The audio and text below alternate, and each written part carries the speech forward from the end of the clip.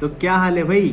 तो यार आज के इस वीडियो में हम कोशिश करेंगे कि एक साइन कन्वेंशन डेवलप करें, क्योंकि काफ़ी सारे स्टूडेंट्स को कहाँ प्लस लेना है, कहाँ माइनस लेना है, ऊपर प्लस लेना है, ऊपर माइनस लेना है, उसको लेके काफ़ी सारे डाउट्स रहते हैं काफ़ी सारी बार। तो मैं कोशिश कर रहा हूँ कि इसमें एक हम प्रॉपर साइन कन्वेंशन डिफाइन करेंगे और फ्यूचर में जितने भी प्रोजेक्टाइल के हम वीडियोस बनाने वाले हैं उसमें ये साइन कन्वेंशन फॉलो होगा। तो इस वीडियो को आप एंड तक पूरा देखो, तो इसमें आपको साइन कन्वेंशन किस तरीके से लेना चाहिए वो प्रॉपर आपको समझ में आएगा। और अगर ये कॉन्सेप्ट आपको अच्छे से समझ में आ जाता है तो इस दुनिया का कोई ऐसा प्रोजेक्टाइल का सवाल नहीं रहेगा जिसको आप सॉल्व नहीं कर सकते। तो अपने पिछले वीडियोस में मैंने ये चीज़ बताई थी कि प्रोजेक्टाइल मोशन में कुछ खास पैरामीटर्स होते हैं जिनके बारे में एग्जामिनर हमसे कई बार पूछता है, और इन पैरामीटर्स को आप प्रॉपर अगर समझ जाते हो तो सारे सवाल अपने से बन जाने वाले हैं। तो ये पैरामीटर्स एग्जैक्टली क्या है, कौन कौन से, चलो देखते हैं। तो किसी भी प्रोजेक्टाइल को जब अपन प्रोजेक्ट करते हैं तो उसके पास एक इनिशियल वेलोसिटी ऑफ प्रोजेक्शन होती है जिसे अपन यू से डिनोट करते हैं, और एक एंगल ऑफ प्रोजेक्शन होता है जिसे हम थीटा से डिनोट करते हैं। तो ये प्रोजेक्टाइल अपने जिस लेवल से आपने इसको फेंका है, कई बार हो सकता है जमीन से फेंका हो या किसी दूसरे लेवल से भी फेंका जा सकता है, तो मैक्सिमम कितनी ऊंचाई तक जाता है that is called the maximum height attained by the projectile. Then दूसरी चीज है कि ये प्रोजेक्टाइल कितनी देर हवा में रहता है, that is called the time of flight.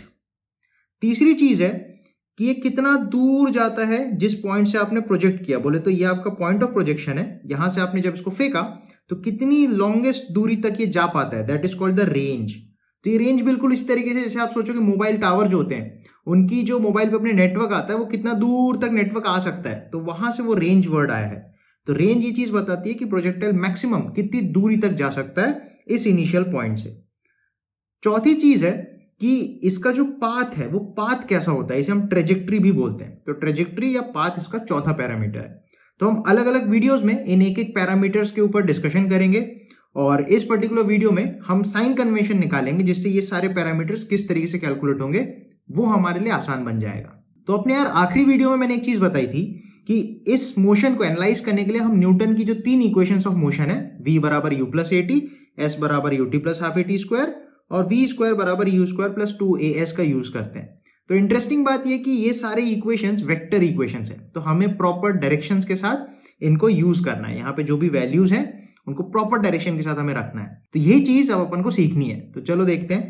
तो ये साइन कन्वेंशन एक्चुअली बहुत ही आसान है, ठीक है। वेक्टर्स में हमने सीखा था कि एक्स एक्सिस को हम आई कैप से दिखाते हैं, माइनस एक्स एक्सिस को माइनस आई कैप से दिखाते हैं। तो आई कैप को हम हमेशा पॉजिटिव डायरेक्शन लेंगे आगे की तरफ, नेगेटिव आई कैप को हम माइनस नेगेटिव डायरेक्शन लेंगे पीछे की तरफ, ठीक है।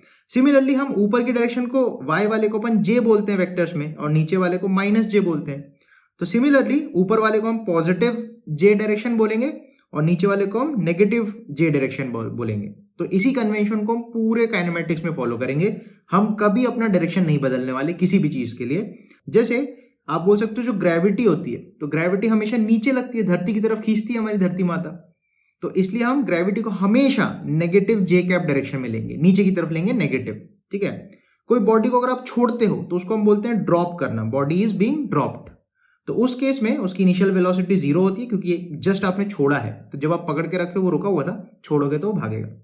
तो अभी भी जो उसकी वेलोसिटी है वो नीचे की तरफ बढ़ती चली जाएगी, ग्रेविटी खींच रही है, तो ग्रेविटी नेगेटिव होगी, साथ ही साथ इसकी जो वेलोसिटी नीचे आएगी वो नेगेटिव डायरेक्शन में बढ़ती चली जाएगी। सिमिलरली किसी बॉल को अगर अपन ऊपर फेंकते हैं तो उस दौरान भी जो वेलोसिटी है वो ऊपर की तरफ है, तो पॉजिटिव लो गया, ठीक है। और जो ग्रेविटी अभी वो उसको नीचे खींच रही है, तो ग्रेविटी अभी भी नीचे ही है तो नेगेटिव है, वेलोसिटी ऊपर है तो पॉजिटिव लेना है, ठीक है। तो 100 बात की एक बात यह है, ऊपर की डायरेक्शन को पॉजिटिव लो, नीचे को नेगेटिव लो, राइट साइड को पॉजिटिव लो, लेफ्ट साइड को नेगेटिव लो, ठीक है। तो चलो इस साइन कन्वेंशन को थोड़ा सा अप्लाई करके देखते हैं। तो सपोज मैंने एक बॉडी को, एक छोटे से ऑब्जेक्ट को ओ से, ओरिजिन से प्रोजेक्ट किया, तो मैं इसका ए पे और बी पे एनालिसिस करना चाहता हूं। तो मैंने बोला यहां पे हमने स्टॉप वॉच अपनी शुरू की थी, तो यहां पे जो टाइम था वो 0 हो रहा था, और किसी t1 टाइम के बाद वो a पॉइंट पे पहुंचता है, और किसी t2 टाइम पे वो b पे होता है। मतलब हमारी स्टॉप वॉच में ये टाइमिंग्स आ रही है, ठीक है। तो मैं a पे और b पे इसका एनालिसिस करता हूं एक एक करके। तो जैसे अगर मैं सोचता हूं कि o से a जब पार्टिकल गया तो o से a, तो मैं इस केस में सबसे पहले उसका डिस्प्लेसमेंट निकालना चाहता हूं। तो डिस्प्लेसमेंट क्या होता है, शुरू पॉइंट से आखिरी पॉइंट को जोड़ने वाला एक एरो को अपन डिस्प्लेसमेंट वेक्टर बोलते हैं। तो यहां पे डिस्प्लेसमेंट वेक्टर कुछ ऐसा होगा, तो इसी को मैंने SOA बोला है। अच्छा, वेक्टर के ट्राइंगल लॉ से अपन जानते हैं कि ये वेक्टर बना होगा SX से और SY से। तो S X plus S Y करोगे तो एस ओ ए अपन को मिलने वाला है, ठीक है। तो ये वो वेक्टर ट्राइंगल अपन बना सकते हैं।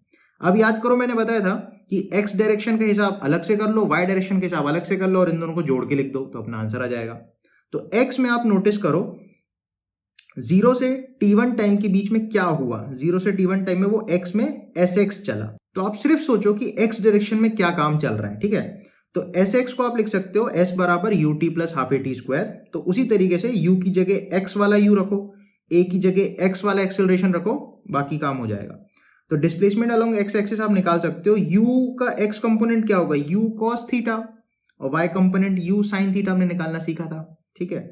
तो एस एक्स को आप लिख सकते हो u cos theta into t1, क्योंकि t1 टाइम पे हम पता लगाना चाह रहे हैं, और ax जो है एक्सेलरेशन अलोंग x एक्सिस 0 होता है, ठीक है। हवा नहीं चल रही है, एयर का इफेक्ट अपन नेग्लेक्ट करते हैं तो एक्सेलरेशन 0 हो जाता है।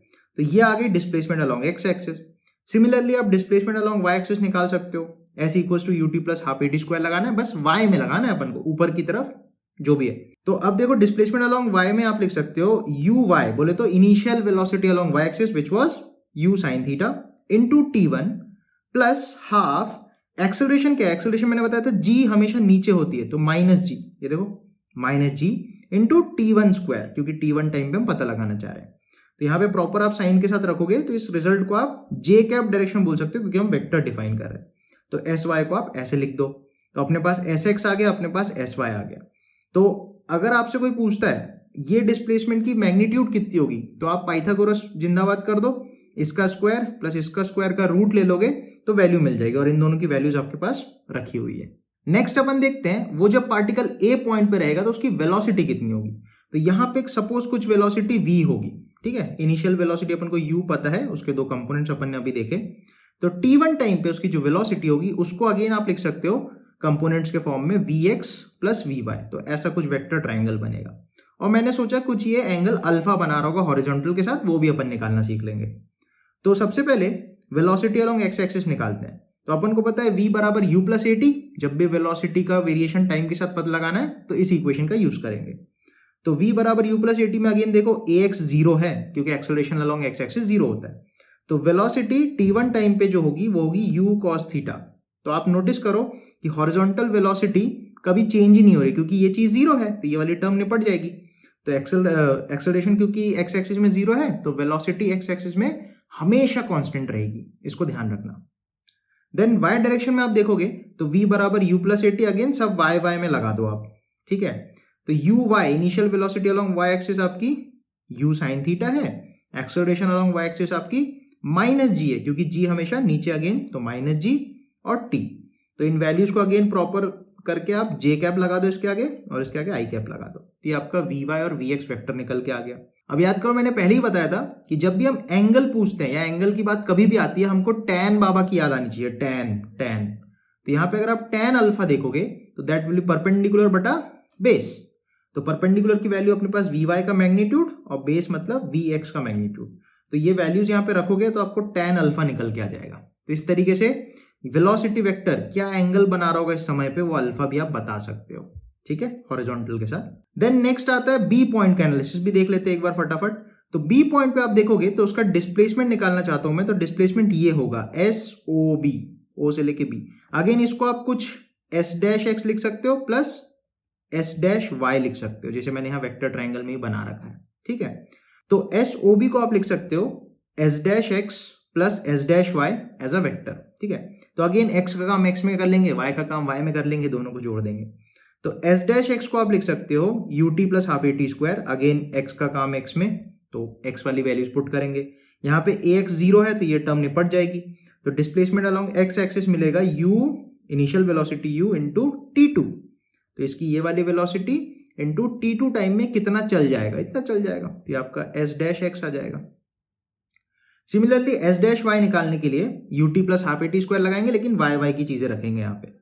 तो y की इनिशियल वेलोसिटी क्या थी, u sin थीटा, तो देखो वहां रख दिया। t है t2 हाफ a, एक्सेलरेशन है माइनस जी, तो यहाँ देखो ये माइनस जी मैंने वापस से डाल के सेम टू सेम रख दिया, तो अपने पास s डैश y भी निकल के आ गया। तो इसको एज अ वेक्टर ट्राइंगल आप ऐसा सोच सकते हो। इसमें भी अगर एंगल पूछेगा तो आप बोल सकते हो परपेंडिकुलर बटा बेस कर देना, दोनों वैल्यूज आपके पास रखी है, रेशियो रेशियो खेल लेना थोड़ा सा, तो tan निकल के आ जाएगा अपने पास। इसी तरीके से हम इसकी वेलोसिटी देख लेते हैं एक बार। तो बी पॉइंट पे जो वेलोसिटी है आपकी बार वो नीचे की तरफ है, कोई दिक्कत नहीं, सेम काम अपन को करना है। तो वी एक्स डैश और वी वाई डैश अपन निकाल लेंगे जैसा हमने ऊपर काम किया था, ठीक है।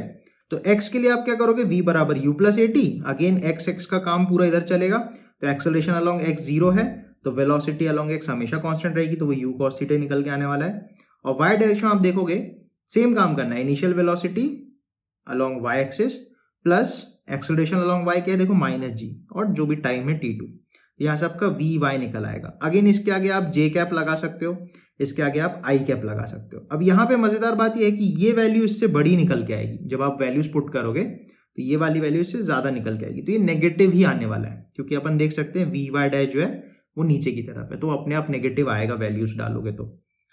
देन अगर वो पूछता है कि ये बीटा एंगल क्या बनाएगा हॉरिजॉन्टल के साथ, तो अगेन tan ले लो आप, तो tan बीटा हो जाएगा परपेंडिकुलर बटा बेस, तो परपेंडिकुलर हो जाएगा आपका वी वाई डैश बटा वी एक्स डैश। तो वैल्यूज यहाँ पे पुट करोगे तो आपका बीटा जो है वो निकल के आ जाएगा।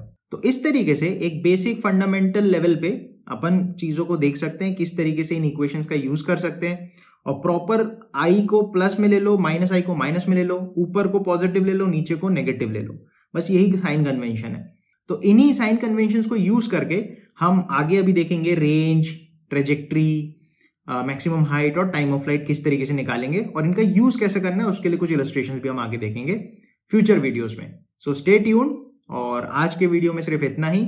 और मुझे आप कमेंट सेक्शन में जरूर बताना कि मुझे और क्या चीजें इंक्लूड करनी चाहिए, क्या और बेटर हो सकता है। तो एज अ फीडबैक मैं आपसे चाहता हूं, तो मुझे कमेंट्स में जरूर बताना कि आपको और क्या इसमें एक्स्ट्रा चाहिए जो मैं बताऊं, जिससे आपको और सीखने को मिले। सो आज के लिए इतना ही, and thanks for watching, bye bye.